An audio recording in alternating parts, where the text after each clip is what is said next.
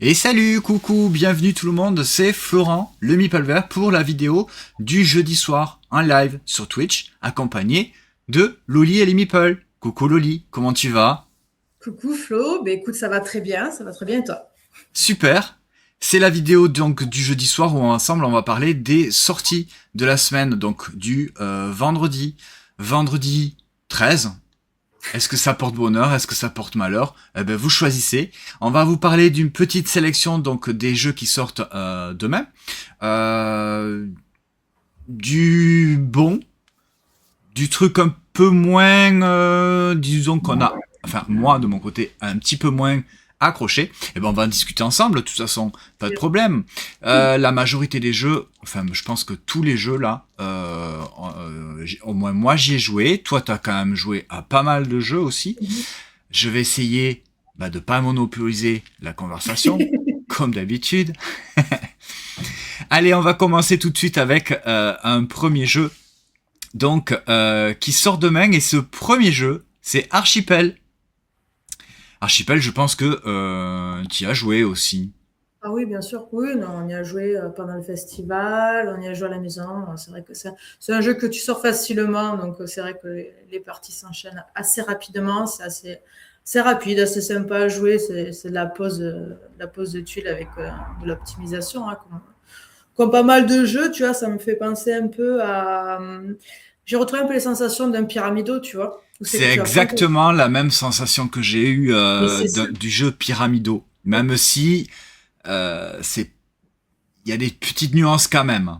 Ouais, ouais, ouais, carrément. Après, voilà, tu prends ta tuile, tu vas l'agencer d'une certaine façon. Alors là, oui, il faut pas faire forcément correspondre des couleurs comme dans Pyramido, mais voilà, il faut quand même que tu essayes de faire coïncider un petit peu, pardon, correspondre tous tes animaux pour créer du scoring pour la fin de partie. Et dans ce jeu, ce que je trouve vraiment intéressant, tu vois, c'est que tu as ton scoring qui va évoluer au fil de la partie. Parce qu'en fonction de la dernière tuile que tu vas récupérer, donc à tour de rôle, ça va modifier vraiment. Tu vas aller rajouter, je sais pas moi, des petites fleurs sur du poulpe. Donc tu vas faire en sorte d'avoir du poulpe. Mais si derrière, quelqu'un va mettre plus de points sur un autre animal et qu'au final, tu l'as pas du tout mis sur ton île, tu vas te retrouver un petit peu coiné. Donc c'est vrai que moi, je le trouve très très intéressant avec ce petit scoring évolutif pendant la partie. Ouais. Et oui, parce qu'en fait, les scorings, ils sont définis tout le long de la partie, donc C'est ça. tu ne sais pas exactement combien vont te rapporter les animaux que tu vas placer dans ton archipel. C'est ça. Ce qui est marrant aussi, c'est le choix des tuiles qui se fait donc sur le Avec plateau la central qui est en 3D. Donc ça aussi, visuellement, Ah oui, ça en jette pas mal. ça attire, hein, bien sûr, bien sûr. Avec ta pagaie, donc quand tu vas positionner ta pagaie, tu vas avoir choisi jusqu'à 3 tuiles situées en Mm. dessous et tu vas potentiellement bloquer en fait les autres tuiles que tu n'as pas prises et ensuite tu vas les positionner. Et bien dans ton espace de jeu pour créer ton archipel, tu vas commencer avec des tuiles haut. Tu Mhm. vas pouvoir positionner sur 2 tuiles haut, une tuile sable. Ouais. Et par effet de justement de superposition, tu vas pouvoir positionner également une tuile de terrain, soit avec une cabane ou alors avec un tiki sur 2 tuiles de sable. À la fin, une fois que tout le monde aura fait ça, hein, et que le compteur de manches sera arrivé au niveau du nombre de joueurs, et bien la partie s'arrête et on va compter les points, donc qui justement, comme on l'a dit, va évoluer tout au long de la Mm. partie. Ouais, donc des sensations un petit peu à la Pyramido, Ouais, mais totalement, ouais. attention, voilà, si vous êtes habitué à jouer à Pyramido, ça va un petit peu changer. C'est un petit peu Ouais. l'erreur que j'ai faite sur ma première partie, c'est que je suis parti sur quelque chose d'assez carré, et en fait Ouais, non, là, tu peux vraiment partir dans tous les sens à partir du moment où tu respectes la contrainte donc de la tuile qui soit positionnée dans le bon sens, hein, et justement que tu vas pouvoir monter sur des étages. Le but, c'est de ouais. vraiment conserver les animaux qui rapportent le plus de points, toujours visibles. Ouais, non, mais Voilà. il est très très chouette celui-là. Et en plus, sur les couleurs, quand tu passes à côté, c'est des couleurs qui attirent. Tu as envie de t'asseoir, tu as envie d'aller voir, tu as envie d'y jouer tout simplement. Hein. Ouais. Non, non, franchement, ils ont fait un sacré boulot sur ce jeu-là. Donc on le voit là sur la photo, 2-4 joueurs à partir de 8 ans, hein, donc très très accessible pour des parties d'environ 30 minutes, donc ce n'est vraiment pas long. C'est un jeu de Alexandre Droit et Yannick Gobert, illustré par Olivier Danchin et c'est édité par Tiki Édition. Voilà, je fais défiler quelques photos pour vous montrer. Donc voilà, ouais, ça c'est un chouette jeu avec du chouette matériel qui pose de tuiles, assez simple, pas prise de tête, mais en même temps avec cette petite interaction au niveau du Oui, c'est ça. scoring. Hein, Et qu'il même au faut... niveau du choix des tuiles, hein, parce que quand tu vas Oui, poser ta palier, ben, tu vas pouvoir bloquer les autres aussi, tu vois. Donc, si tu regardes un petit peu le jeu de tes adversaires, ben, tu dis, bah, tiens, lui, il va lui falloir peut-être cette tuile-là pour aller chercher, par exemple, un tiki, une maison, ou alors un banc de sable, des choses comme ça. Et tu vois, il y a ce côté un petit peu interactif. Tu as les deux façons de jouer. Soit tu vas jouer plutôt façon de chill, où c'est que chacun va essayer de faire son truc de son côté sans forcément te bloquer. Mais si tu as envie d'aller un peu plus loin, d'être un peu plus taquin, ben, tu vas pouvoir essayer de bloquer les autres. Et c'est ça qui est quand même sympa dans ce jeu-là. exactement, tu vas pouvoir bloquer tes adversaires avec tes pagaies justement pour les empêcher eh bien, de prendre certaines tuiles, mais tu vas pouvoir également les embêter si tu es le dernier joueur ou également l'avant-dernier joueur, suivant le nombre de joueurs, eh bien tu vas pouvoir prendre des tuiles qui n'ont pas été prises à la fin de la manche pour eh bien les retourner et faire scorer des animaux qui t'avantagent et qui n'avantageront pas tes adversaires. Là, c'est ça. Voilà, donc ça, Archipel, ouais, tu peux le jouer effectivement, comme tu dis, de deux façons. Soit chacun un petit peu dans son côté, à faire son petit truc de son Oui, côté, c'est ça. ou alors en regardant et en surveillant vraiment tes adversaires. En suivant, on va parler de Carnival of Sins. Ça, c'est vraiment un très très bon jeu. On peut le dire un peu un jeu d'ambiance en fait, ouais, dans lequel tous les joueurs vont avoir eh bien le même set de cartes. Ces cartes-là en fait représentent chacune des cartes un des 7 péchés capitaux. Donc forcément on va avoir 7 cartes et une grosse poignée de dés. Il y a pas mal de dés. Alors j'ai plus exactement combien il y en a, j'ai plus la On a boîte. 6 ou 7, je crois. Quelque chose Ouais, comme ça. bon, peut-être qu'il y en a même 7, hein, puisqu'on reste sur Ah, le chiffre peut-être, ouais, 7. 7. Peut-être. Un tour de jeu, ça se déroule très simplement. Il y a un joueur, le joueur actif, va prendre tous les dés et va les lancer de la façon qu'il veut au centre de la table. Et là, à ce moment-là, eh bien, tous les joueurs vont jouer face cachée une de leurs cartes, qui représente donc un des 7 péchés capitaux. Une fois que tout le monde a joué sa carte face cachée, eh bien, dans l'ordre du tour, on va les révéler, en commençant par le joueur actif, qui va appliquer eh bien, l'effet de sa carte. Et donc, chaque carte, chaque péché capital va avoir un effet particulier. Je prends toujours en exemple le plus, on va dire, le plus simple, c'est-à-dire la paresse, c'est-à-dire que si je joue la carte de la paresse, eh bien je vais prendre le dé qui est le plus proche de moi pour pas avoir à faire d'efforts, tout simplement. C'est peut-être pas le meilleur move si le dé qui est le plus proche de moi, c'est un dé de 3 avec une valeur 1, par exemple, puisqu'il y a 7 dés, certainement, qui sont tous différents. C'est-à-dire qu'il y a un dé de 4, il y a un dé de 6, il y a un dé de 12, il y a un dé de 20, il y a un dé de 3. Donc, forcément, si j'ai devant moi le dé de valeur 20 avec une grosse valeur, c'est très bien de jouer la paresse. Mais si devant moi j'ai un dé qui vaut rien, eh bien, autant que je joue une carte qui va me permettre d'aller prendre, je ne sais pas, par exemple une paire de dés avec impair et pair, et je peux également aller prendre un dé sur le centre de la table et un dé qui a déjà été pris par un adversaire, par exemple. Voilà, donc chaque carte va avoir un effet un petit peu particulier pour aller récupérer un dé au centre de la table. Une fois que tout le monde a fait ses effets de cartes, eh bien on va regarder qui est-ce qui marque, enfin là tout simplement la valeur du dé ou des dés qu'on a devant soi, c'est autant de nombre de points de victoire qu'on marque sur son sur sa petite feuille de score.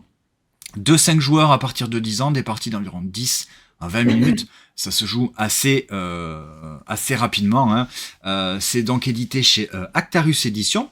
C'est un jeu de Alex Nogues et illustré par Vicente Cifuentes. Et c'est dommage qu'il n'y ait pas un petit peu plus de photos.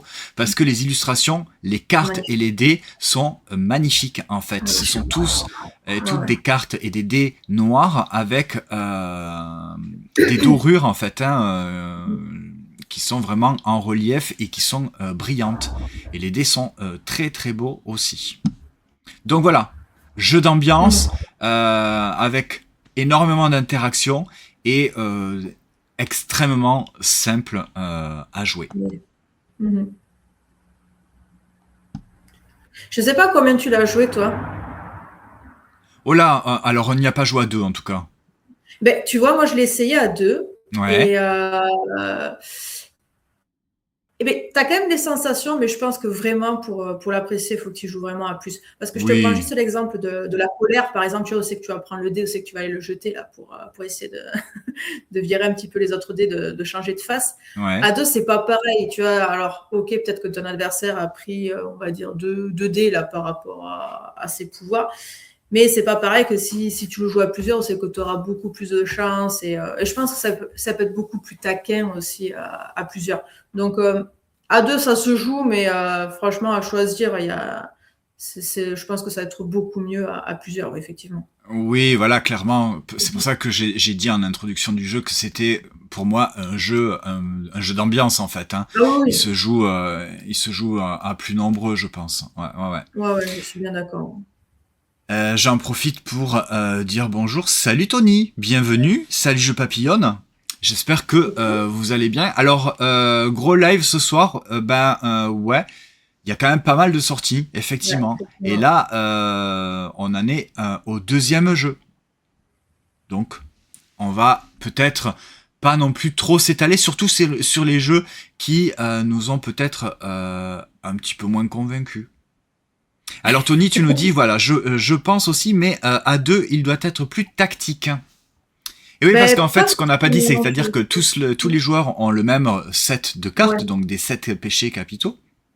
Mais une fois qu'on a joué une carte, eh bien, en fait, on ne la récupère pas. Une fois qu'elle est jouée, elle est jouée. On va devoir faire avec ce qui nous reste. Et donc, tous les joueurs vont faire pareil. Donc, on va pouvoir également, eh bien, se dire, ok, lui, il a déjà joué cette carte, donc si je joue, moi, cette carte-là, je vais avoir plus de choix, ou je vais être peut-être plus tranquille. Oui, peut-être que à 2, ça doit être un petit peu plus tactique, peut-être. Ouais. Allez, le jeu suivant, c'est All In Predictions. 2-5 joueurs à partir de 10 ans, des parties d'environ 25 minutes. C'est chez Next Move Games, c'est un jeu de Phil Walker Harding, illustré par Dan Gartman. All In Prediction, il se veut un petit peu dans la lignée de la tendance des jeux qui reprennent un peu la mécanique du poker. Donc là, nous sommes des espèces d'oracles et on va pas seulement gagner des points avec notre main de cartes en réalisant des combinaisons de poker, mais on va gagner des points également en essayant de deviner qui a la meilleure main de cartes. C'est pas du tout coop, c'est complètement compétitif, mais ce qui va être un petit peu intéressant et qui va un petit peu changer les habitudes des joueurs de poker, c'est-à-dire que à ton tour, tu vas jouer une carte et cette carte-là, en fait, tu vas activer son pouvoir. Donc, il y a pas mal de pouvoirs de cartes avec toutes les cartes ont toutes un pouvoir différent suivant eh bien sa valeur ou suivant la figure. Alors à la base c'est un jeu tout simple un jeu de 52 cartes ou 54 je sais plus. Donc du 2 jusqu'à l'as représenté par eh bien les 4 couleurs avec le cœur, le pique, le carreau et le trèfle, sauf que là eh bien le cœur il est rouge, mais le pique il est un peu marron, le carreau il est bleu et le trèfle il est vert. Et donc, à chaque fois, bien, je vais pouvoir jouer une carte et réaliser son action. L'action, ça va être de vraiment, en fait, pouvoir manipuler, eh bien, ma main de carte et également peut-être aller voir un petit peu ce qui se passe, eh bien, chez ses adversaires, voir ce qu'ils ont en main et peut-être essayer de deviner, eh bien, ce qu'ils sont en train de tenter pour avoir la meilleure main de carte. Mais en tout cas, ça va me permettre de, eh bien, justement, de réaliser mon action de prédire, de prendre mon petit jeton et de dire, eh bien, hop, je pense que c'est toi qui vas avoir la meilleure main de cartes, ou alors, très bien, je pense que c'est moi qui ai la meilleure main de cartes pour prédire que c'est moi. Et c'est à ce moment-là, voilà, qu'en plusieurs étapes dans la manche, en fait, où on va constituer notre main de cartes, on va actionner, réaliser des pouvoirs, et une fois qu'on a fait ça, eh bien, on va pouvoir passer en phase de prédiction en disant, ben tiens, je pense que c'est toi, je pense que c'est moi, etc., etc. Et là, on passe ensuite à un décompte des points, savoir si les gens ont fait la bonne prédiction, et également marquer des points en fonction de la main de cartes également que j'ai. Donc sur des combinaisons en fait de poker classiques, hein, les paires, les brelans, les foules, etc. Loli, qu'est-ce que tu penses de ce all-in prédiction? Eh bien, écoute, là, pour l'instant, moi, j'ai pas joué, mais c'est vrai que c'est un jeu qui m'intéresse pas mal. Bah, déjà parce que tu vas manipuler un petit peu les combinaisons de poker. Moi, j'aime bien ça. C'est un peu comme The Gang, tu sais, où c'est que tu vas faire tes différentes tes suites et tout Combinaison, ça. ouais. Exactement, je cherchais le mot. Et du coup, après, tu vois, ce que je trouve bien dans celui-là, c'est que je pense que il y a pas mal de bluffs aussi à avoir quand tu vas jouer, parce que ben, voilà, ça va être, tu vas devoir essayer de jauger un petit peu en fonction de qui c'est qui a la meilleure des mains, tout ça. Donc, je sais pas, vu que t'as quand même l'aspect compétitif, c'est pas du tout coopératif. Je pense il y a quand même une bonne part de bluff à avoir. Donc, il me tarde de pouvoir y jouer pour voir un petit peu ce qu'il a, ouais. Pour te Donc, faire un voilà. avis, ouais. Alors c'est pareil, Exactement. celui-ci, je pense que il peut se jouer à deux joueurs. Je pense que c'est quand même mieux d'y jouer au moins à trois, voire plus. Tony nous dit que il a beaucoup aimé, en tout cas qu'il a vraiment bien accroché, puisqu'il a testé à Cannes. Donc une nouvelle méca autour du poker, et donc c'est réussi d'après Ludicieux. Voilà, donc c'est pareil, à voir ce que ça donne en y jouant.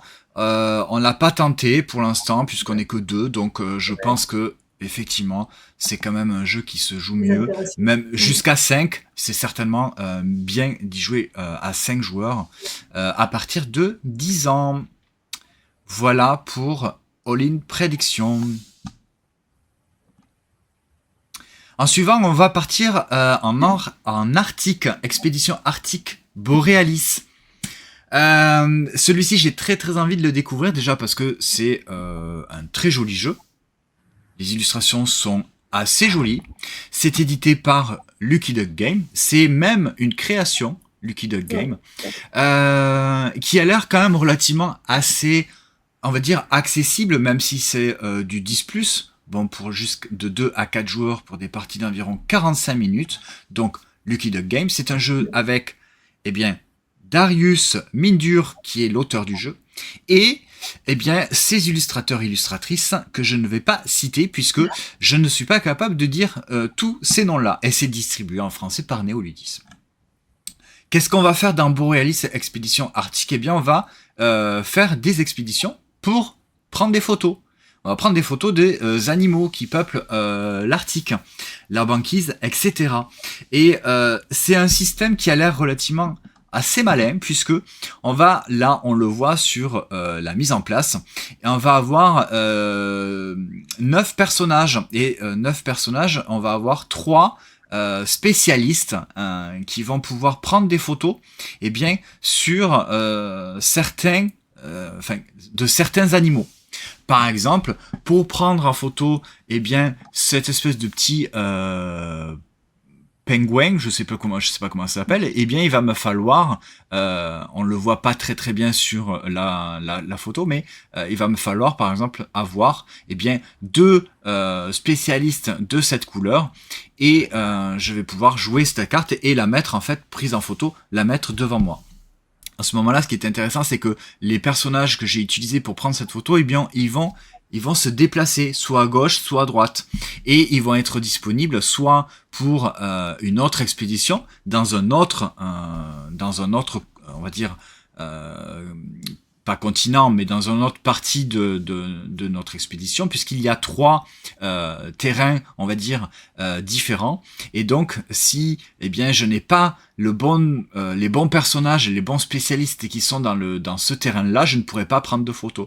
Puisque si j'utilise les spécialistes, à chaque fois, ils vont bouger. Mais ce qui va permettre peut-être eh bien de faire pas mal, j'imagine, pas mal de combos en fait avec justement ces cartes, puisque les personnages vont bouger et peut-être que je vais avoir besoin de plusieurs personnages d'une même couleur pour réaliser la photo eh bien de tel animal qui lui va peut-être me permettre d'avoir plus de points, en tout cas en réalisant des expéditions, puisque si je prends une photo tel type d'animal, il y a des petites icônes sur ces cartes-là, et en fonction eh bien du type de déplacement, en tout cas que j'aurais dû faire pour prendre cette photo, eh bien je vais pouvoir descendre mon petit drapeau au fur et à mesure pour marquer de plus en plus de points.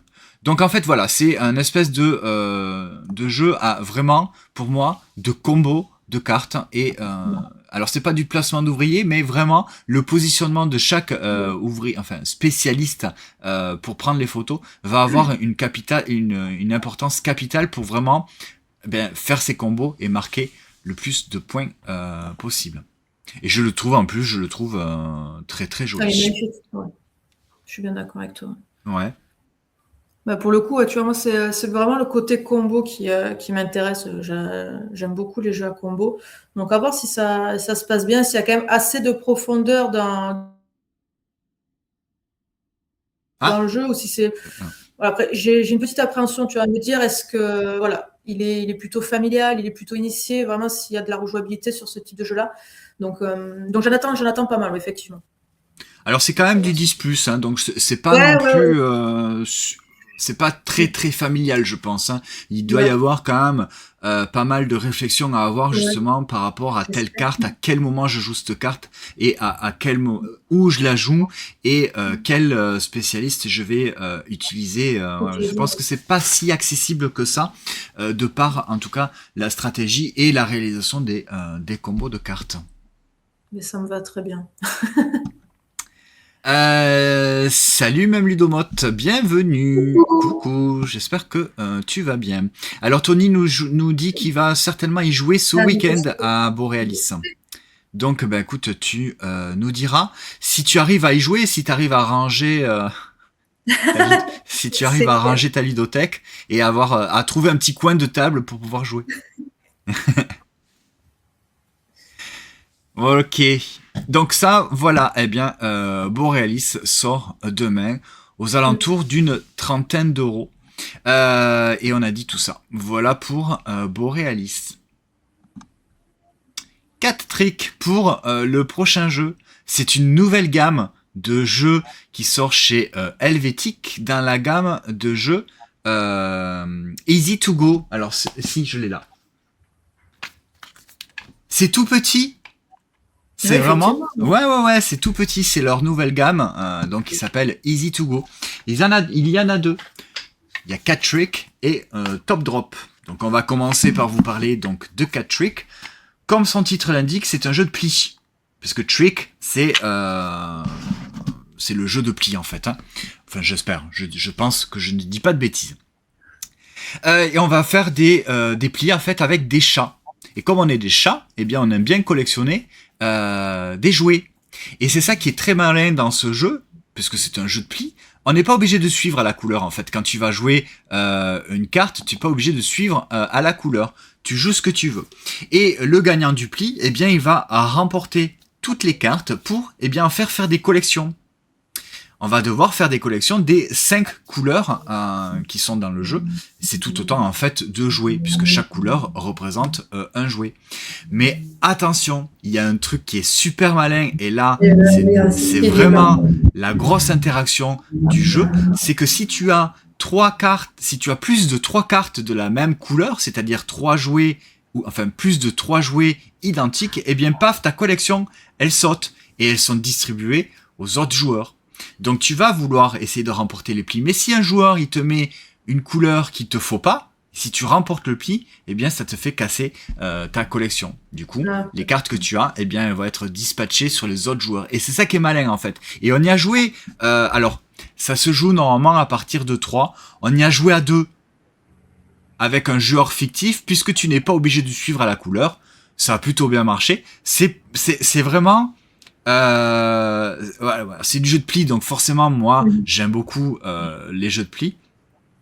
Euh, et ben voilà, jeu papillonne qui dit on le lance sur un jeu de pli, il va aimer. Mais ouais, c'est une mécanique moi que je trouve vraiment chouette, ça me plaît vraiment. Donc là voilà, ça se joue normalement à partir de 3, on a fait un troisième joueur fictif qu'on n'est pas obligé de suivre à la couleur, paf, on prenait une carte au hasard de son paquet de cartes, ça a marché, on a très bien compris la mécanique et le principe du jeu, et les sensations sont vraiment très bonnes, puisque il y a vraiment cette interaction où tu vas jouer une carte, même si c'est pas la carte à la couleur, eh bien tu vas pourrir en fait le pli de l'autre, et c'est vraiment très cool. On a vraiment beaucoup aimé en fait ce jeu.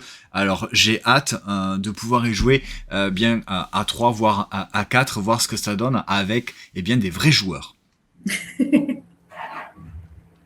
Donc 3-5 joueurs à partir de 8 ans, des parties d'environ 15 minutes, c'est super rapide. C'est 8 €. Alors oui, c'est un petit jeu, c'est des petites cartes, mais 8 €, un petit jeu comme ça, franchement, il faut pas hésiter. Donc c'est édité par Helvétique, c'est un jeu de Nagian et illustré par Cathy Burke, et c'est distribué par Son Jeu. Ça te tente, les jeux de pli? Ouais. Loli, je suis pas sûr que tu aimes bien les jeux de pli, si. Si. J'adore les jeux de pli, moi. Ah ben voilà. Bon, peut-être pas autant que toi, mais j'adore ça. Non, mais oui, en plus, voilà, si tu as ce côté taquin, c'est vrai que ça... Ouais. Tu vois, je l'avais pas du tout vu passer, celui-là. Et après, c'est vrai que c'est une petite boîte. Bon, la boîte m'attire pas plus que ça. Mais ouais, tu vois, c'est... Ouais, ça me parle pas trop, tu vois, la boîte. Mais de comment tu en parles, et c'est vrai que ça a l'air vraiment taquin. Et pourquoi pas, ouais. Pourquoi pas l'essayer derrière, ça a l'air plutôt sympa. Ouais, franchement, je pense que pour 8 €, il faut pas hésiter. Si vous aimez les jeux de pli, il y a aucun problème. C'est très familial. Vous pouvez jouer avec n'importe qui. Tout le monde va vite comprendre en fait le principe, même si au début tu vas dire c'est chouette, je récupère plein de plis, je récupère plein de jouets. Et ouais, mais au bout d'un moment, si tu en récupères trop, eh bien ta collection va péter. Et c'est les autres qui vont en profiter. Non, vraiment. C'est vraiment un chouette petit jeu à découvrir sans aucune hésitation. Et salut Tony, merci d'être passé. À bientôt. Ciao. Salut Tony. Et bien, on peut rester bien sur la même collection, Easy to Go, chez Helvétique, et c'est Top Drop. Celui-ci, c'est tout simplement un petit jeu coop qui me donne un petit peu qui me rappelle un petit peu le jeu par les sensations de Petit Pois. Vous vous souvenez? Petit Pois, où c'est un jeu où on va défausser des cartes, soit plus, soit moins, en fonction des cartes qui sont déjà au centre de la table. Là, c'est un petit peu la même chose. Je suis sûr qu'il y a un autre jeu, mais je ne me souviens plus ce que c'est, avec cette mécanique. Sauf que là, en fait, c'est Top Drop, et bien c'est coop. 2-4 joueurs à partir de 6 ans. Alors vraiment, c'est super simple. Ouais. Donc là, sur la boîte, il y a marqué quand même à partir de 8. Hein. C'est 6+, c'est pas un jeu enfant. Hein. Non, c'est du 8+, des parties d'environ 15 minutes. Et c'est un jeu coop, un petit peu à la façon d'un The Mind qui aurait rencontré Petit Pois. Vous allez avoir des cartes en main, vous allez avoir 4 cartes en main. Ces cartes-là, elles sont avec une couleur et une valeur entre 1 et 60, et il n'y a qu'un seul exemplaire de chaque carte. Votre but, c'est de défausser toute votre main de cartes, en sachant qu'à chaque fois que vous jouez une carte, vous allez refaire votre main à 4 cartes. Donc en fait, il va falloir défausser tout le paquet de cartes. Et comment on fait pour défausser tout le paquet de cartes? Suivant la carte qui est indique, soit vous jouez plus, soit vous jouez main. Je vais vous la sortir parce que je pense qu'elle est là, tout simplement. Voilà. Hop, je me remets sur ça parce que je vois pas. Voilà.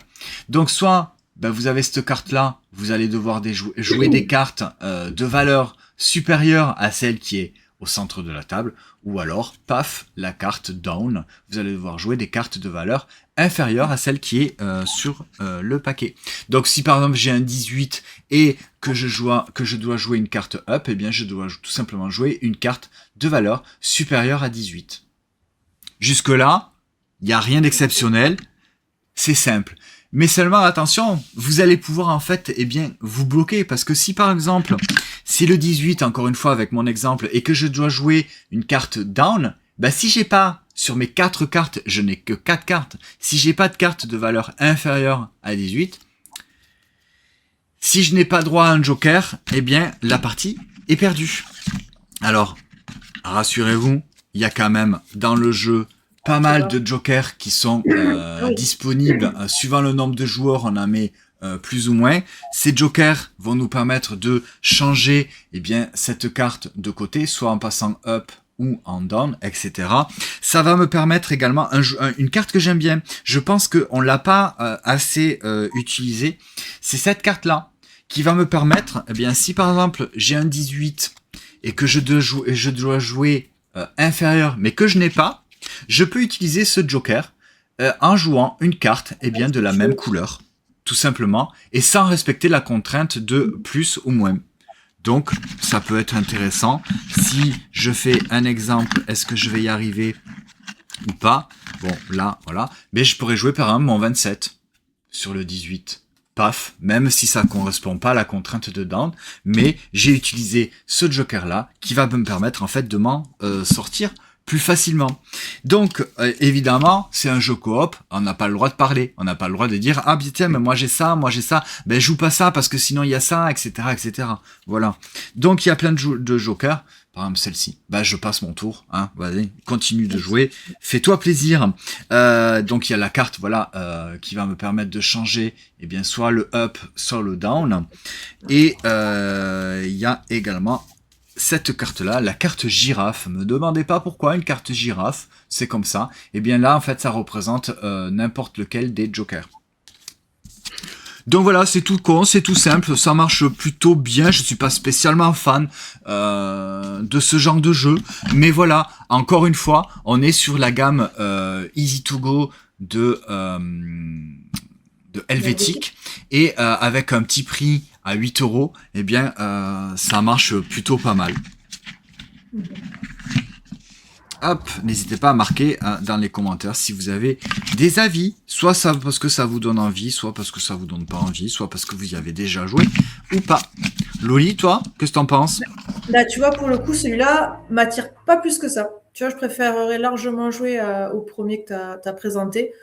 Alors déjà, le côté coop, moi, j'ai un peu de mal avec ça, mais ouais, non, tu vois, après, ça a l'air d'être un simple jeu de défausse, donc non, celui-là, je pense que je passerai mon tour, et par contre, l'autre a l'air beaucoup plus intéressant à jouer, effectivement.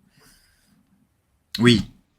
Oui, non, mais après Top Drop, voilà, ça marche plutôt bien. Il faut, si tant est qu'on aime un petit peu les jeux un peu à la The Mind en fait, hein, Oui, voilà, coop, où on va devoir défausser de ses cartes de valeur inférieure ou supérieure. Il va falloir utiliser donc tout le paquet de cartes.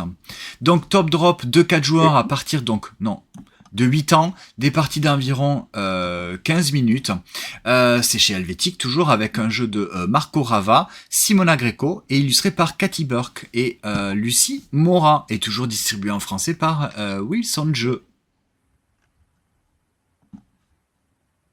Et alors là, celui-ci, Loli, je pense que t'as plutôt un bon avis dessus. Frosted Blooms. Bien sûr.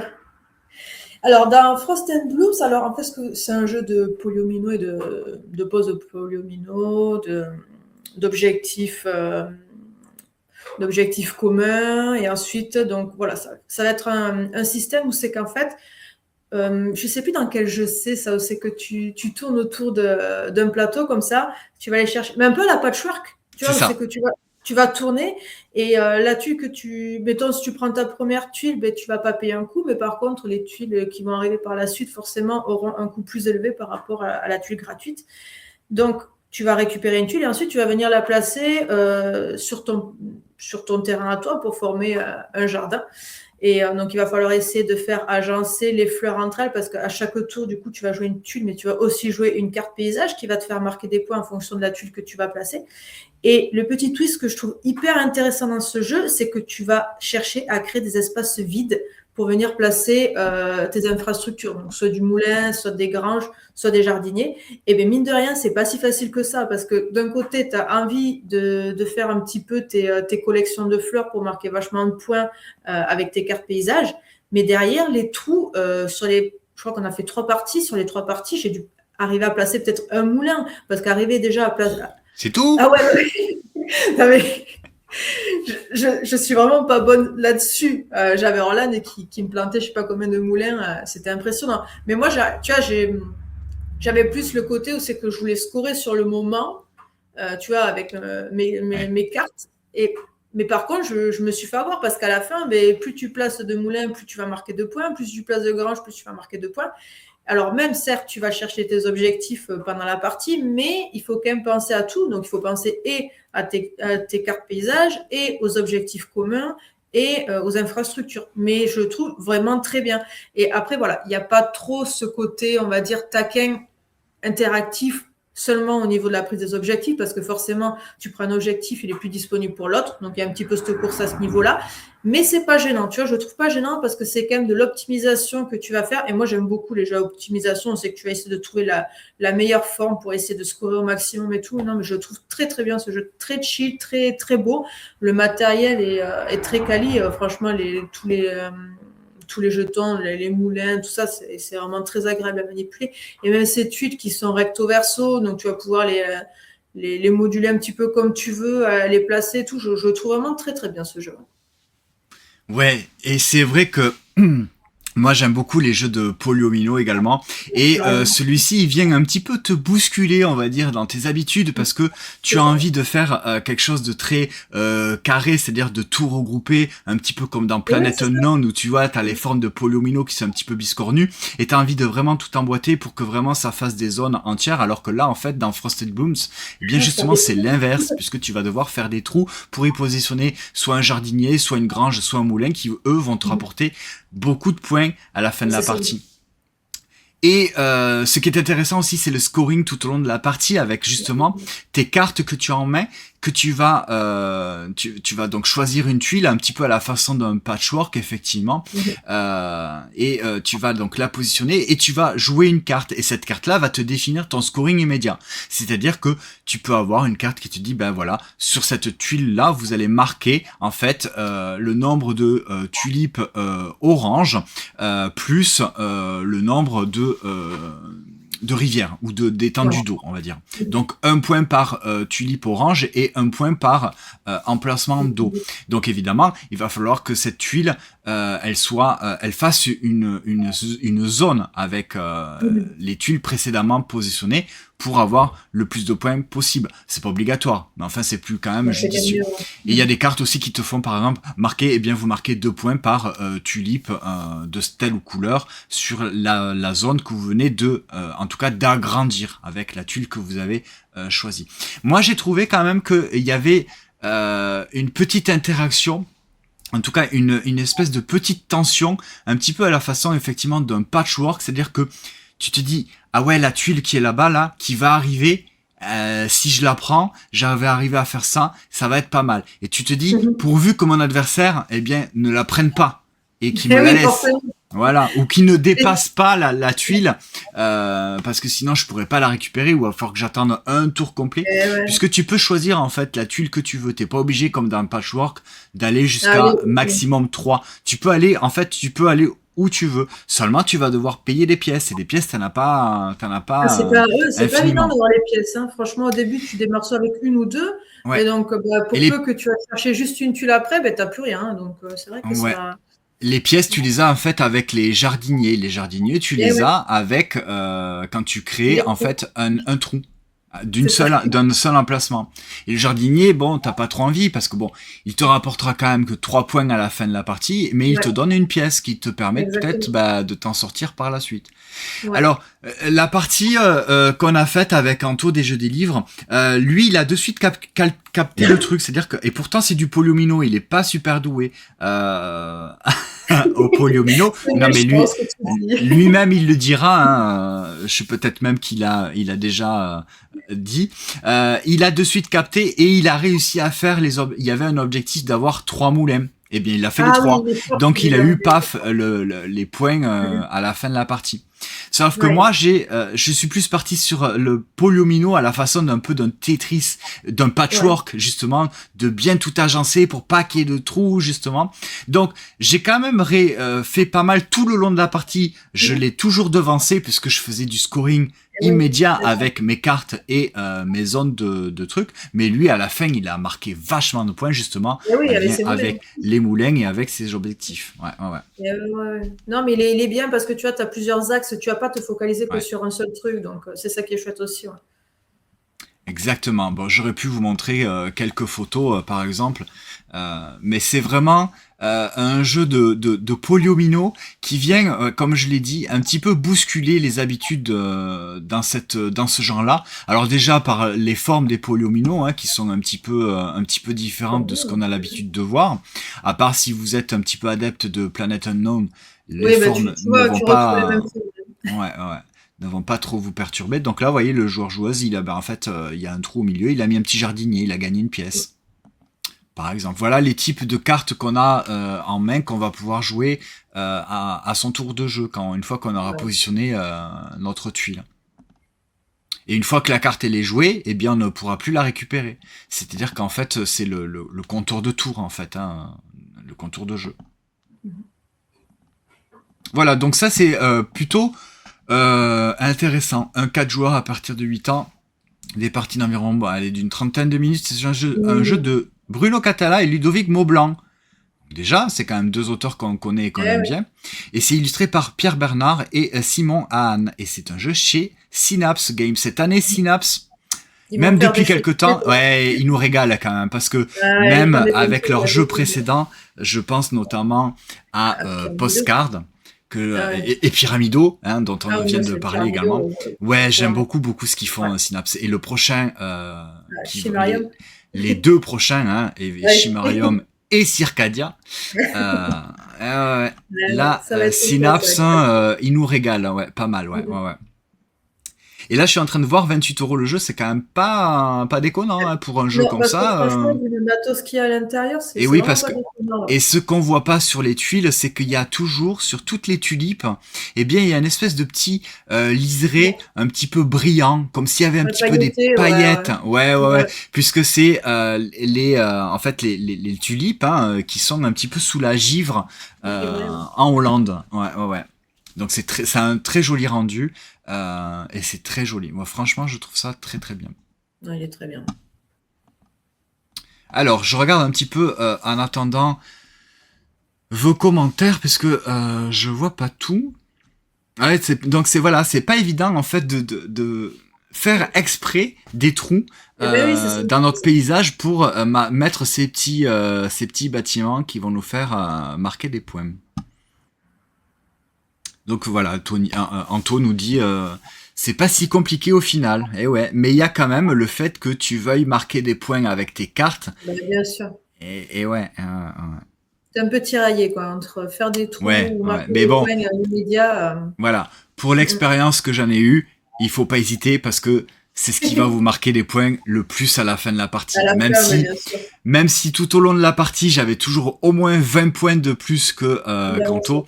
Mais à la fin, il m'a devancé largement. Et ouais, avec les bâtiments et les objectifs. Voilà pour Frosted Blooms. En suivant, on va parler de troc. On va parler de troc assez rapidement, puisque je dois vous avouer que on a tenté de faire une partie de troc à 2 joueurs. Et je pense pas, honnêtement, que ce soit la meilleure configuration pour jouer à ce jeu-là. Je pense qu'il prend tout son potentiel et tout son sens, au moins, à 3. Troc, c'est un jeu donc qui se joue de 2 à 4 joueurs à partir de 10 ans, des parties d'environ 40 minutes. C'est chez Greux Games, c'est toujours un jeu de Bruno Catala, encore une fois, et de notre cher Serge Lager, illustré par Bruno Tati, Jean-Marie Minguez et Pierrot, et c'est distribué par BlackRock Game. Troc, c'est tout. Ben, c'est comme son nom l'indique en fait, c'est un jeu de troc. C'est pas plus compliqué que ça. On va avoir des mains de cartes. On va avoir 5 cartes en main au début du jeu, en tout cas, puisqu'on va pouvoir améliorer, etc. par la suite. Mais on va avoir 5 cartes en main. Sur ces 5 cartes-là, on va tous en simultané en choisir 3 qu'on va mettre face cachée. Une fois que tout le monde a fait ça, on va révéler ces 3 cartes. Et c'est à ce moment-là, eh bien, que vient la phase de troc. C'est-à-dire que celui qui a mis la valeur de ces 3 cartes la plus haute va devenir le chef de commerce. Et il va prendre ce jeton. Et c'est lui qui va entamer le premier troc. Il va aller choisir une carte parmi celles de ses adversaires et il va pouvoir la prendre donc soit dans sa main, soit il va pouvoir l'échanger avec une carte du marché. Tout le monde va faire ça au fur et à mesure. Donc si par exemple c'est moi qui ai joué ça, je vais aller chercher une carte dans le joueur, peu importe où, il n'y a pas d'ordre réellement de tour. Mais si par exemple je vais aller chercher une carte chez ce joueur-là, eh bien c'est lui qui maintenant, c'est à son tour, donc il va aller chercher une carte où il le souhaite autour de la table, et ça va être etc. autour du joueur chez qui on vient de prendre une carte, de jouer, etc. etc. Alors, je passe les détails sur celui où si c'est pas équitable, il y a un système de joueur qui a le jeton chef de commerce va devoir donner une carte, puisque il faut qu'on ait normalement plus ou moins le même nombre de cartes à la fin de cette étape. Puis vient la phase justement je sais plus comment ça s'appelle, où on va on va chercher des équipements ou des améliorations et des personnages. Si j'ai une combinaison de cartes identiques, si par exemple là on le voit pas dans mon exemple, mais si j'avais par exemple si j'avais 3 cartes de valeur 4, ce sont des cartes identiques, eh bien je vais pouvoir aller chercher, je vais pouvoir marquer des points. Donc si c'est des valeurs 4, eh bien je marquerai 4 points, tout simplement. Et si j'arrive à avoir plus de cartes, 4, eh bien je vais marquer 3 points par carte supplémentaire. Donc si j'ai par exemple 4, je sais pas pourquoi je prends toujours l'exemple du 4 qui est le truc le plus dur à dire, mais c'est pas grave, je continue avec mon exemple de 4. Si par exemple j'ai 4, eh bien je vais marquer donc 4 points plus 3 points puisque j'ai une carte de plus que 3. Vous avez compris le truc? Non, c'est très simple. Et si je réalise une combinaison de cartes différentes, si par exemple j'ai 3 cartes différentes, je vais pouvoir aller dans cette espèce de rivière de cartes qui sont les personnages et les améliorations. C'est indispensable en fait pour jouer, pour pouvoir justement contourner un petit peu les règles, soit parce qu'une fois qu'on a fait ces combinaisons, tout est défaussé. Et on recommence avec 5 cartes. Mais si j'ai des améliorations, je vais pouvoir transformer certaines cartes en d'autres cartes. Je vais pouvoir garder des cartes pour les manches suivantes. Et je vais pouvoir avoir en plus, au lieu d'avoir 5 cartes, je vais pouvoir en avoir 6. Puisque je vais remporter la partie immédiatement si j'arrive à faire une combinaison de 8 cartes différentes avec la carte ici qui est une carte joker, on va dire. Sinon, à un certain moment, la fin de partie est déclenchée. C'est celui qui a le joueur qui a le plus de points, avec les combinaisons et les personnages. C'est celui qui a le plus de points de victoire qui remporte la partie. Donc voilà, c'est vraiment, je pense, un jeu qui prend plus de sens au moins à 3 joueurs plutôt que à 2. Je trouve que ça marchait pas trop, en tout cas à mon goût. Loli? Écoute, moi j'ai pas joué encore, mais oui, après, au vu des règles, au vu des retours que j'ai pu avoir, il faut être minimum 3 pour y jouer pour le savourer, parce que sinon c'est vrai qu'à 2, tu vas toujours chez la même personne, c'est pas la même façon de jouer, je pense, quand tu joues à 2 ou quand tu joues à plusieurs. Mais après, tu vois, ça a pas l'air d'un jeu, bon, je parle pour moi parce que toi tu l'as joué, mais ça a pas l'air d'un jeu très compliqué, mais peut-être où c'est qu'il faut avoir un minimum de réflexion quand tu vas faire tes combinaisons, à savoir quelle carte tu vas aller chercher, ou alors est-ce qu'il vaut mieux aller chercher des pièces pour avancer un petit peu, pour prendre de l'avance par rapport aux autres. Donc non, je pense qu'il y a moyen qu'il me plaise. mais à voir à partir de 3 joueurs. Parce que je pense qu'à 2, en fait, je pense pas qu'il soit intéressant à 2. Non, voilà, c'est sûr, hein, même Ludomot, elle nous le dit, effectivement aussi, c'est Ah pas la ouais. meilleure config, c'est clair, même si je trouve qu'il marche bien quand même. Mais il y a plus de tension à Mais partir ouais, de bien 3 sûr. parce que tu peux pas laisser traîner une carte qui t'intéresse vraiment. Et Anto nous rajoute effectivement que c'est très beau. Oui, on aime beaucoup effectivement les illustrations, donc dans Ah le même oui, univers que il avait l'air. Nida Velir. Voilà, merci, j'ai eu un blanc sur le moment. Voilà, donc on vous en reparlera, je pense, avec Anto lors d'un prochain débrief ludique une fois qu'on y aura joué à 4, hein, puisque c'est notre config de joueurs principalement à 4, plutôt qu'à 2. Voilà. Mais effectivement, voilà, Aline nous le confirme que c'est peut-être pas à 2 la meilleure config. Ouais, Donc ouais. pour l'instant, je peux pas juger puisque on est à jouer que à 2, mais on vous en reparlera une fois qu'on y aura joué à 4 joueurs. Kumata. Alors lui, Kumata, pour le coup, 2-4 joueurs, il se joue très très bien à 2, aussi bien à 2, à 3, que à 4, à partir de 8 Exactement. ans, des parties d'environ 15-20 minutes. C'est chez Cosmo Ludo, et c'est un jeu de Claude Leroy, illustré par Marie Maca. Alors c'est marrant parce que Cosmo Ludo, ils ont fait un petit virage au niveau de leur jeu, en Ah, ils tout sont cas pour artistiques. celui-ci, puisque Kumata, Cosmo Ludo, ils font, vous savez, ces superbes jeux que moi je trouve ça j'adore. Kamon, par exemple, Okito, Mana, Oxono, Pantarei et mon petit chouchou, c'est Yoxi, que je trouve excellent, dans des superbes boîtes avec un petit... qui s'ouvre avec un Mhm. petit aimant, avec des illustrations très sobres, mais c'est vraiment du jeu abstrait. Ils ont pas essayé d'aller bien plus loin pour thématiser ou quoi. Ça marche très très bon. Moi, j'adore les jeux de chez Cosmo Ludo. Et là, petit virage, il nous propose Kumata qui se joue donc là cette fois-ci jusqu'à 4 joueurs, mais il y a une version qui marche extrêmement bien à 2 joueurs aussi. C'est un jeu dans lequel on va positionner des dominos.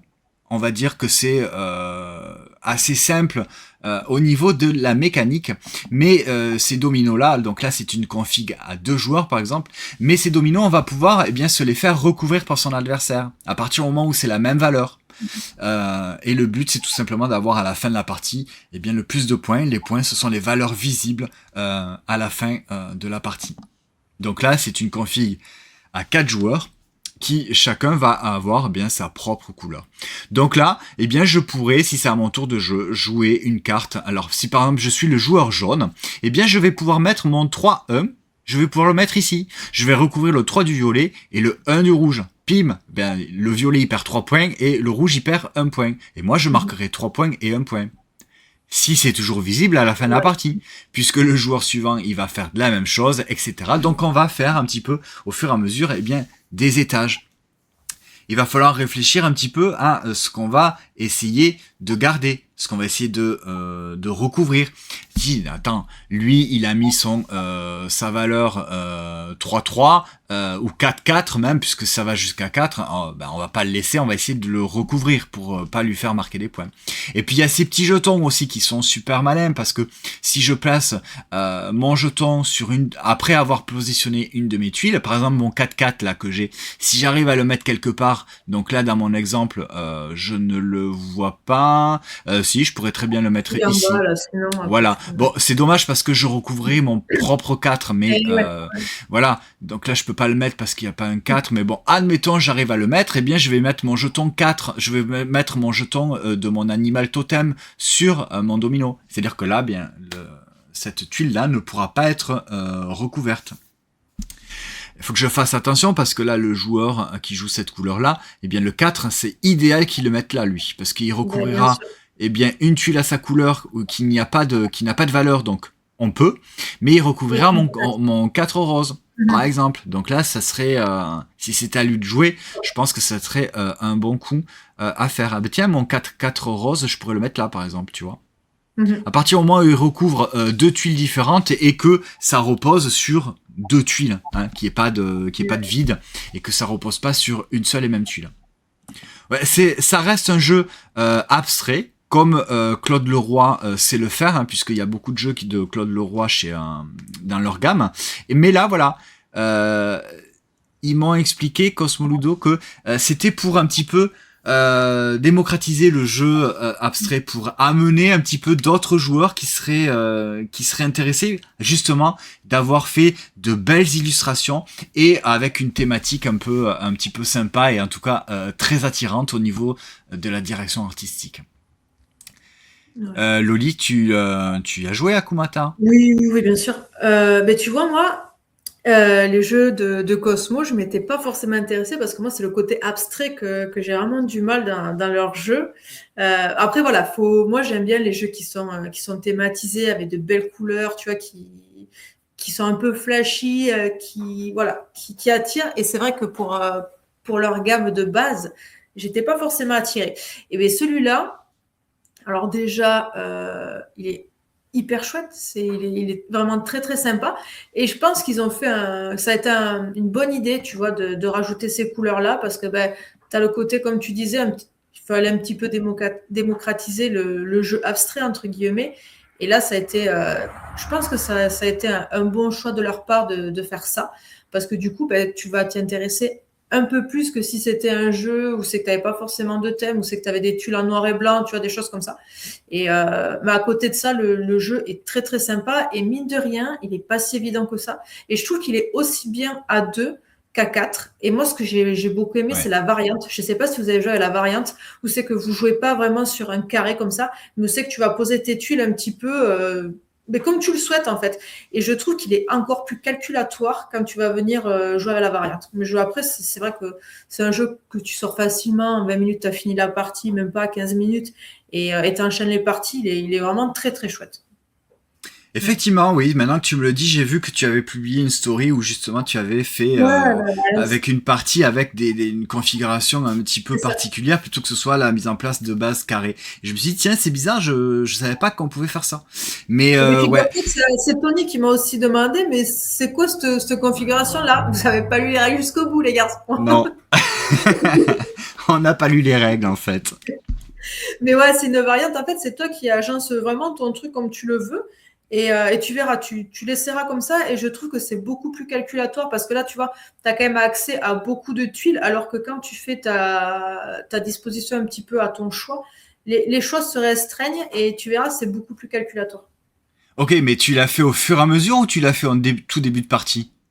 Non, non, en fait, on a joué la première partie. Moi, je l'avais joué à 2, donc sur le jeu de base, tu vois, avec ton carré basique.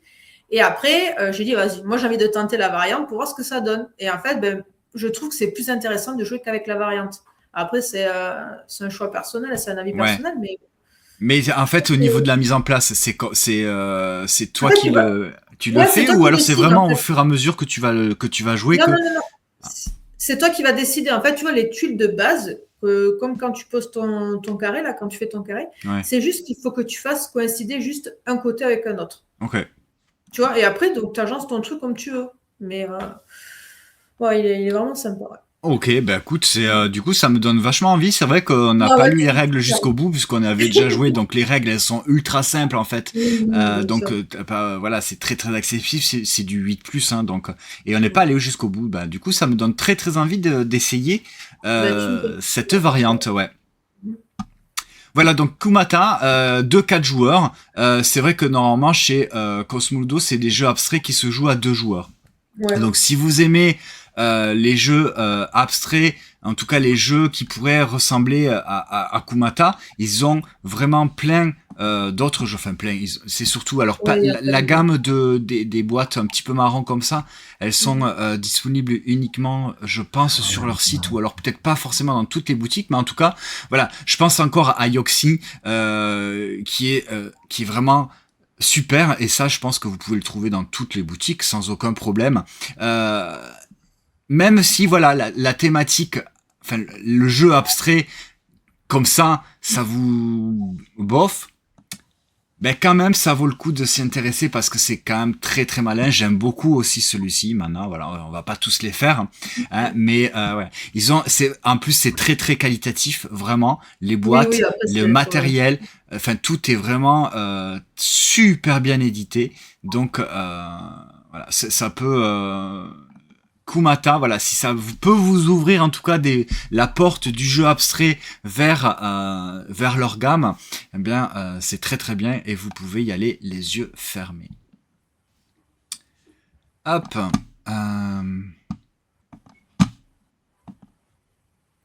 La traversée du désert.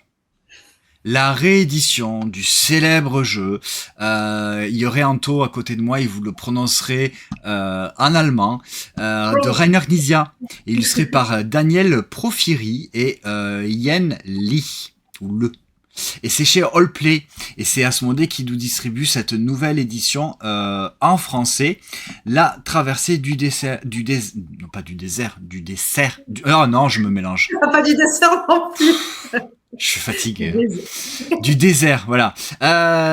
De 5 joueurs à partir de 10 ans, je pense, pour des parties d'environ 45 minutes.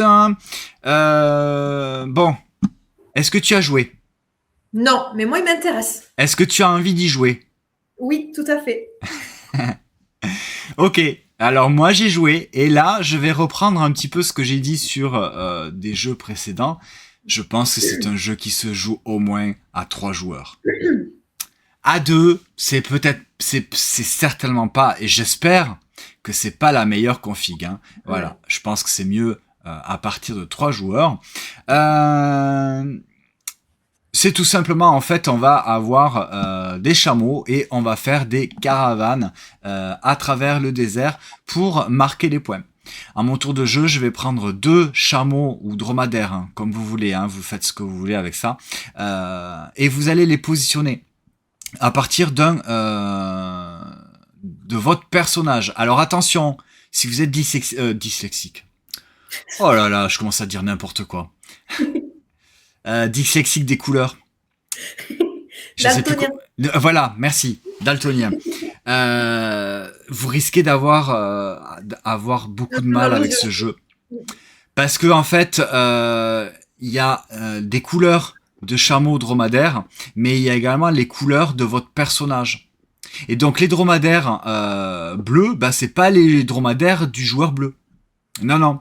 C'est la caravane des dromadaires ou chameaux appartiennent aux joueurs dont il y a ce personnage-là. Donc là, par exemple, cette caravane de dromadaires bleus, elle appartient au joueur rose.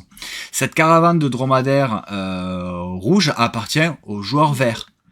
Mais il y a attention parce qu'il y a des dromadaires verts, et il y a des dromadaires roses aussi. Donc ça peut être vite le bazar.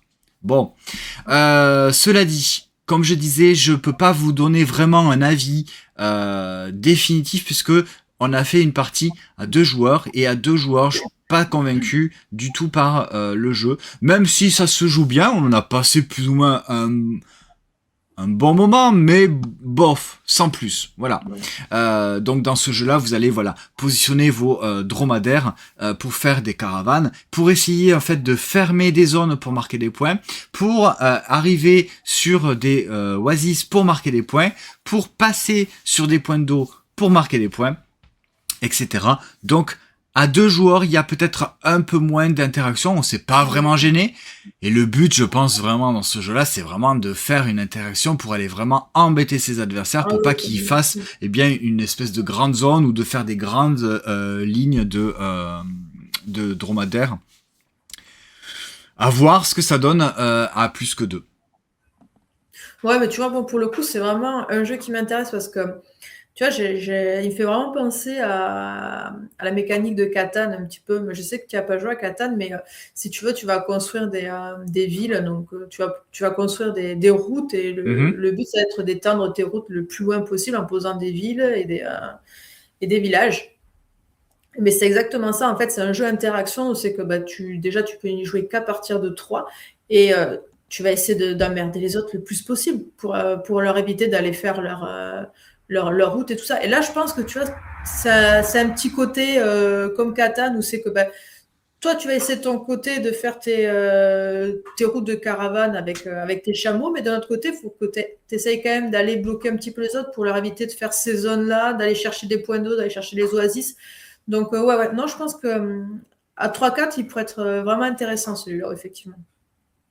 Alors, si vous voulez avoir un avis un peu plus sur une partie, il y a Jeu Papillon qui n'a dit qu'elle a commandé le jeu après avoir vu la partie de Penelope Gaming.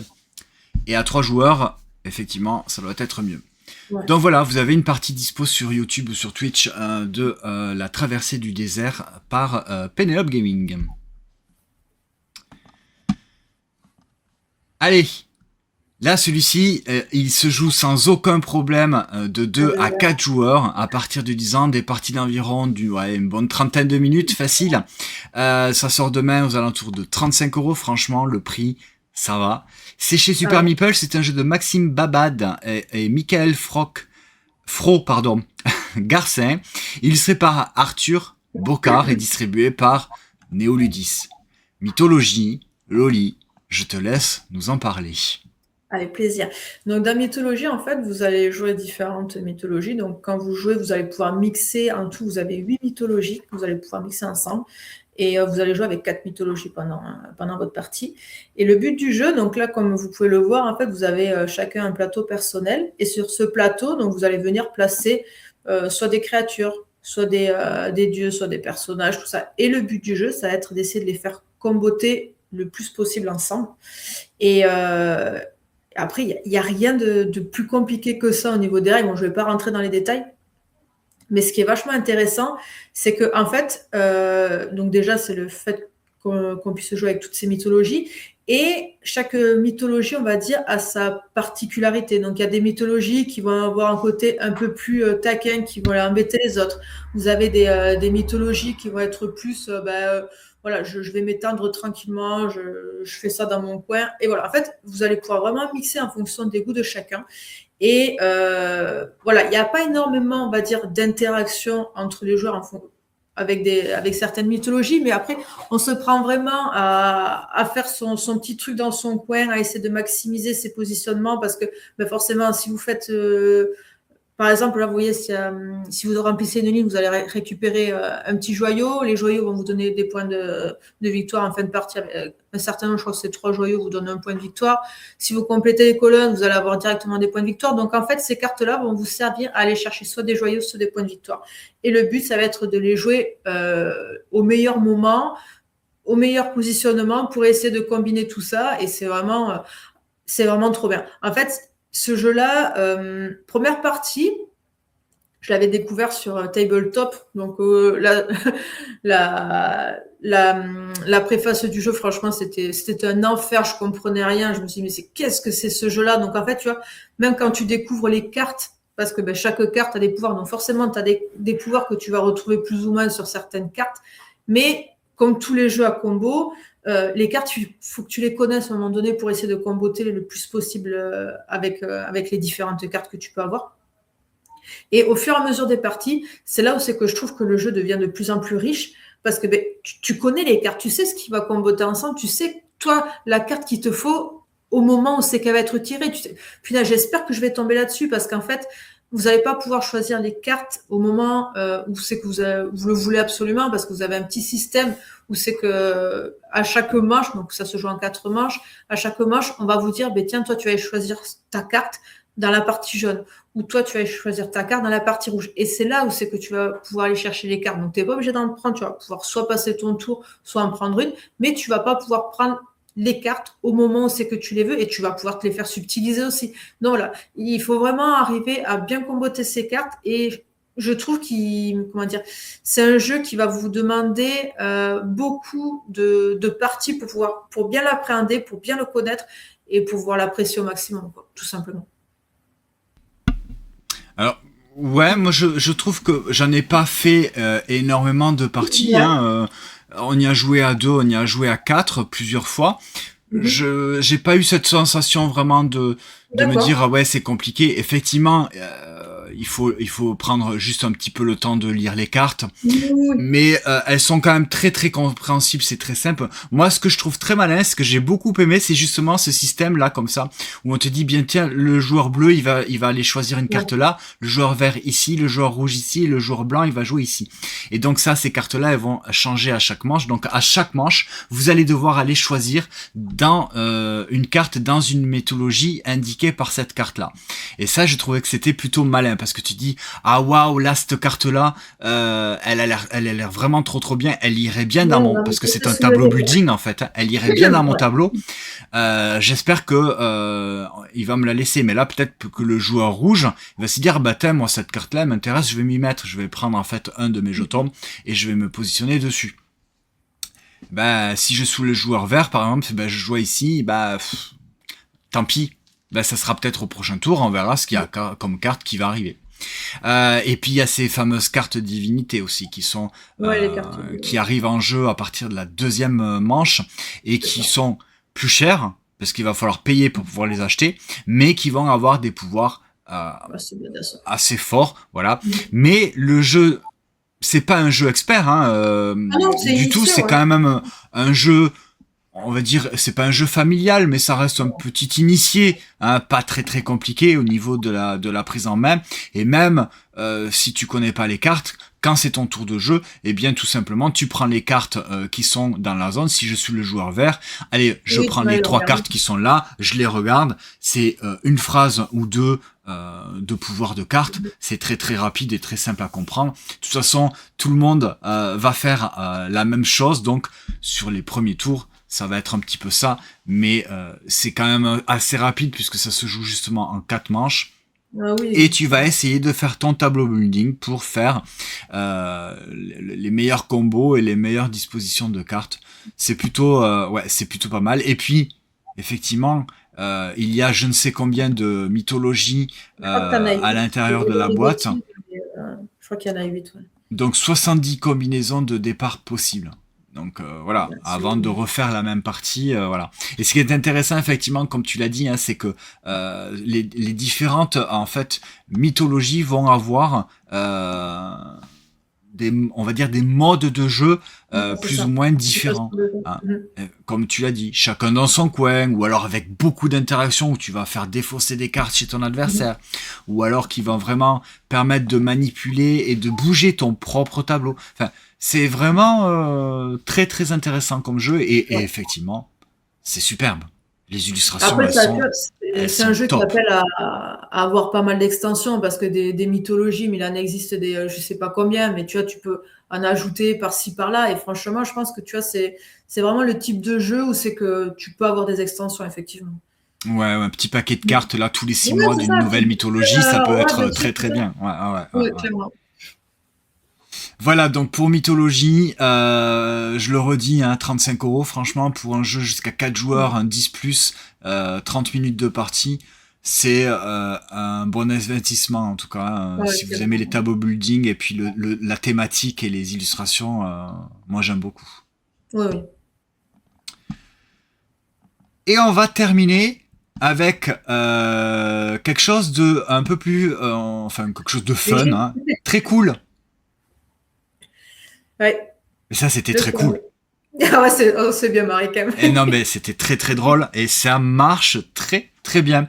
Très cool, c'est un jeu de dessin, on va dire, coop, dans lequel on va avoir des petites plaquettes. Des petites plaquettes, alors il faut imaginer qu'il n'y a pas les dessins dessus, hein, c'est des plaquettes avec des petits pointillés. On va recevoir chacun et chacune donc une plaquette, un feutre effaçable et une carte avec deux mots dessus. On va tous se mettre d'accord sur le mot blanc ou sur le mot noir et eh bien on va devoir donc dessiner, mais en suivant les lignes déjà pré-tracées en pointillés, eh bien le mot que nous avons reçu. Donc soit la grande roue, soit le chien, soit le voilier, soit le vélo, soit la moto, soit la montgolfière, par exemple. Une fois que tout le monde a dessiné, si y a, à partir du moment où il y a un joueur qui a terminé, il y a un petit sablier pour que voilà tout le monde se presse un petit peu pour terminer de dessiner son mot. On va remettre au centre de la table toutes les cartes qui ont été distribuées à tout le monde et on va en remettre autant. C'est-à-dire que si on joue à 6, c'est bien, on va rajouter 6 cartes. Et on va toutes les révéler. Donc il va y avoir 12 cartes au centre de la table. Et là, chacun son tour, on va devoir éliminer. On va pas dire, ah ben tiens, ton dessin, je pense que c'est ça. Non, on va devoir éliminer une carte qu'on pense qu'elle n'est pas représentée autour de la table. Une fois qu'il ne reste, donc on va faire ça chacun son tour, chacun va éliminer une carte, etc. Une fois qu'il ne reste donc plus que 6 cartes, si on joue à 6 joueurs, on va passer à la révélation. Est-ce que votre mot, il est toujours au centre de la table, oui ou non? Et on va marquer des points positifs ou des points négatifs en fonction de combien de cartes il reste au centre de la table. Donc là, par exemple, moi, là, on voit clairement que là, c'est un vélo. Donc, voilà. Là, on sait pas trop. On sait pas trop ce que ça peut être, ce truc-là. Hein. Un gâteau d'anniversaire, peut-être. Hein. Mais est-ce qu'il y a un gâteau d'anniversaire? Non, il n'y a pas de gâteau. Peut-être que ça pourrait être le voilier, tiens. Ah, peut-être. Oui, je vois qu'il y a un voilier. Voilà, tu te dis, allez, ça, c'est le voilier. Ça, qu'est-ce que c'est? Ça pourrait être la grande roue, par exemple. On sait pas. Mais peut-être que dans les cartes qui vont être rajoutées, les mots intrus, voilà. Oui. Peut-être que là, il va y avoir le mot montre. T'es bien embêté parce que ça pourrait très bien être une montre aussi. On sait pas. Oui. Donc tu peux pas savoir, hein. Tu peux pas trop savoir. C'est à toi d'essayer de faire un petit peu les déductions en fonction des cartes. C'est vraiment, on a passé un super moment. C'est vraiment, c'est vraiment très cool en fait. Voilà, le titre porte bien son nom. 2-8 joueurs à partir de 10 ans, des parties d'environ 30 minutes, c'est chez Banquise. Et alors l'auteur, voilà, c'est dit 7, je le prononce à la française, Basis. Et il n'y a pas de nom d'illustrateur, puisque l'illustrateur, c'est vous. Il y aurait pu y avoir le nom du graphiste, en tout cas. Et il a été nommé au Spiel des Jahres l'année dernière. Ah, il est bien joué. Ouais. Voilà, donc là, ça pourrait ressembler à ça. Et par élimination, on va devoir éliminer les intrus. Donc si vous voulez la version hardcore experte, vous pouvez jouer avec la version allemande. Là, je pense que voilà, tu joues avec alors il y a les mots, normalement il y a les mots en blanc qui sont les mots un petit peu plus faciles, et il y a les mots en noir qui sont normalement plus compliqués. Ouais. Voilà pour très cool. Loli, donne-nous un petit peu ton avis. Écoute, tu vois, moi je n'attendais pas des masses parce que les jeux d'ambiance, c'est pas forcément mon truc. Mais là, on s'est vraiment marré quand on y a joué ensemble, et je pense que tu vois, ça prend toute sa saveur quand tu joues vraiment avec un groupe de copains, où c'est que voilà, tu te marres plus qu'autre chose. Et je pense que tu vois, faut être vraiment un bon groupe. Après, je sais pas si à 3, je pense que plus de joueurs tu es, mieux c'est, quoi. Et, non, après, c'est très très sympa. Et tu vois, je pense que c'est typiquement le jeu que tu peux sortir avec des enfants, avec tout type de joueurs, en fait. Parce que tout le monde sait dessiner, hein, plus ou moins. Même si on n'a pas des talents artistiques, tout le monde. Mais tu vois, non, après, il faut que tu arrives vraiment à faire passer un truc. C'est un peu comme, tu vois, c'est la sensation que moi j'avais eu quand tu joues au Codename. Tu vois, tu essaies de faire deviner quelque chose, mais avec toi, ton interprétation. Et là, c'est exactement la même chose. Toi, tu vas dessiner quelque chose avec ton interprétation à toi. Pour toi, ça veut dire ça. Mais il va falloir que tu arrives à le faire deviner aux autres. Et ça, c'est vraiment chouette. Là, regarde, Anto, il parlait de son dessin de la Chine, mais jamais j'aurais trouvé que c'était la Chine ce qu'il avait dessiné. Non, mais personne n'a trouvé de toute façon. Mais si, il y a Juju qui a trouvé. Ah bon, je me souviens plus. Mais oui, je me souviens pas, mais franchement, mais jamais j'aurais trouvé la Chine. Et c'est là, tu vois, qu'il est drôle vraiment ce jeu, parce que tu connais un petit peu les personnes, tu sais vers où ils vont aller, tu sais comment ils sont. Mais bon, tu peux y jouer avec des inconnus, mais là, tu dois te marrer, parce que franchement, pour arriver à essayer de les décrypter derrière, ça doit être sacrément marrant aussi, quoi. Donc, non, il est vraiment très chouette, et je suis bien content de l'avoir découvert, celui-là. Oui, alors après aussi à noter justement que même si vous savez pas dessiner, que vous savez savoir dessiner ou pas, en fait, peu importe, puisque vous êtes obligé de suivre les traits déjà en pointillé sur votre feuille. Donc même si vous seriez capable de faire un personnage en chef-d'œuvre en dessin, mais là vous n'allez pas pouvoir le faire parce que vous êtes obligé de suivre les pointillés. Donc savoir dessiner ou pas, en fait, on s'en fiche. Peu importe, puisque vous allez être contraint justement par ces pointillés. Et c'est ce qui fait un petit peu la force du jeu, c'est-à-dire que, et qui est intéressant, c'est que effectivement, Juju trop fort parce que il a eu une carte. Ça fait comme ça, tu te dis ah mais c'est génial, c'est évident. Ouais, c'est ça. Il avait le mot reflet. Et il a réussi à faire un tout petit bonhomme, hein, tu sais, un bonhomme bâton, dans un cadre, et par effet d'un miroir, il avait fait un autre petit personnage bâton en face. Et on a tous compris que c'était le mot reflet. Et ça, t'as des espèces d'éclairs comme ça qui te disent, mais ouais, c'est génial. Ouais, franchement, Ouais, il est vraiment très, très chouette. c'est très cool. Voilà, exactement, c'est très cool. Ouais. Et donc effectivement, même Ludomote le dit, ça marche très bien en Ah oui, intergénérationnel puisque bien sûr. tout le monde peut jouer à ça, mais que tu saches dessiner ou pas, puisque tu dois juste Bien dessiner, sûr. représenter en fait sur ta feuille en suivant les pointillés, et bien la carte que tu as. Et il y a ce truc aussi d'interprétation que tu vas vraiment mettre dans ton dessin. Et non, Aline, il est possible que Tu les effectivement, gardes? Je papillonne, qui est une photo du dessin de la Chine d'Anto. Il est possible que ça traîne quelque Voilà. part.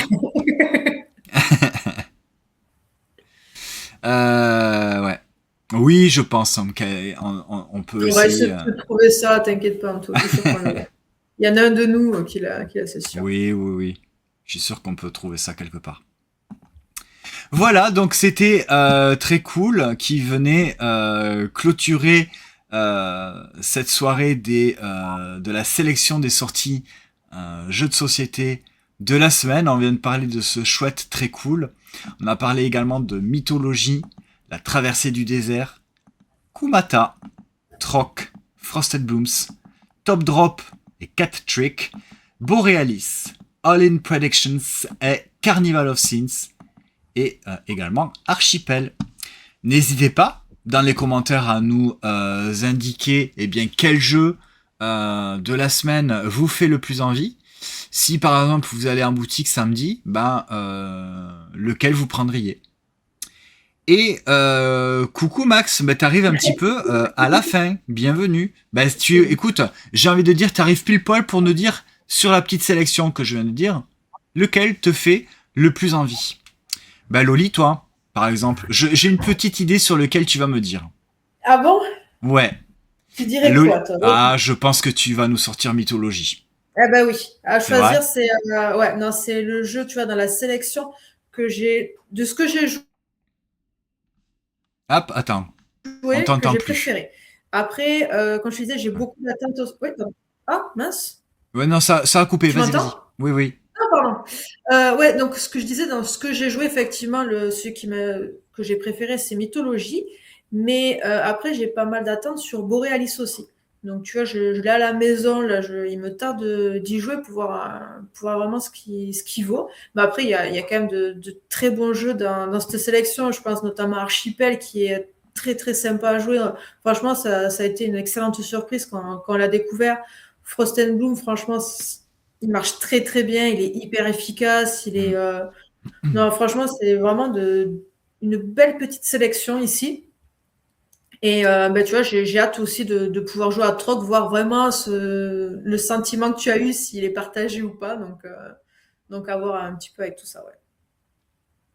Ouais, alors, c'est vrai qu'en retenir un, c'est compliqué parce que cette Ouais. semaine, il y a quand même de chouettes trucs qui sortent.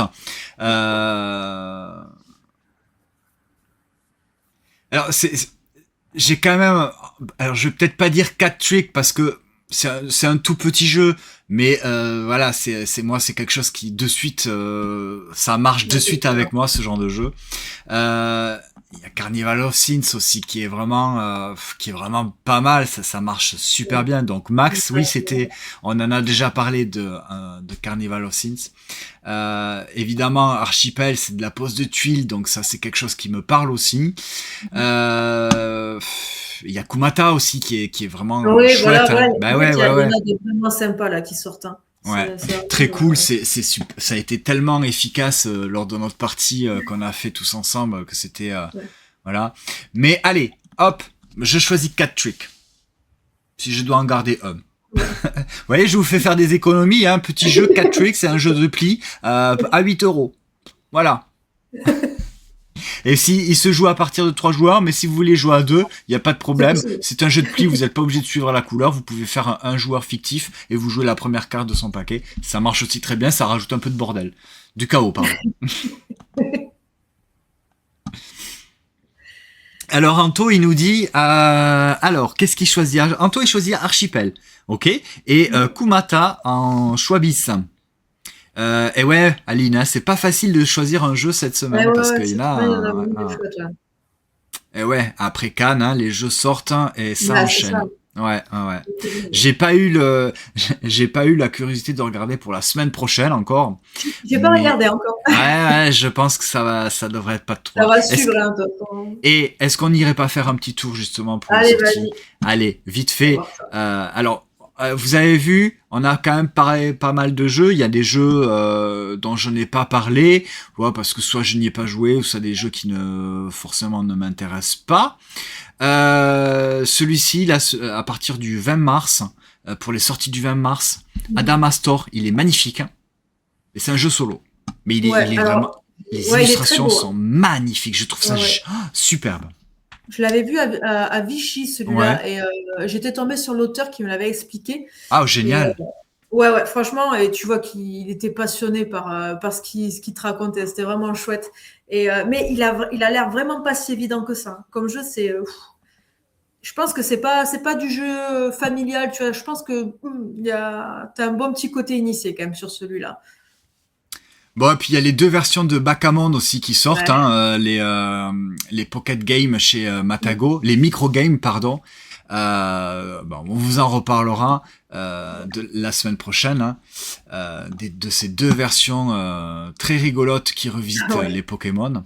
Daba voilà, ou Daba Vala, je sais pas comment on dit. Celui-ci, ça fait un moment hein, que je l'ai repéré. Ça y est, normalement, il arrive enfin chez Queen's Game.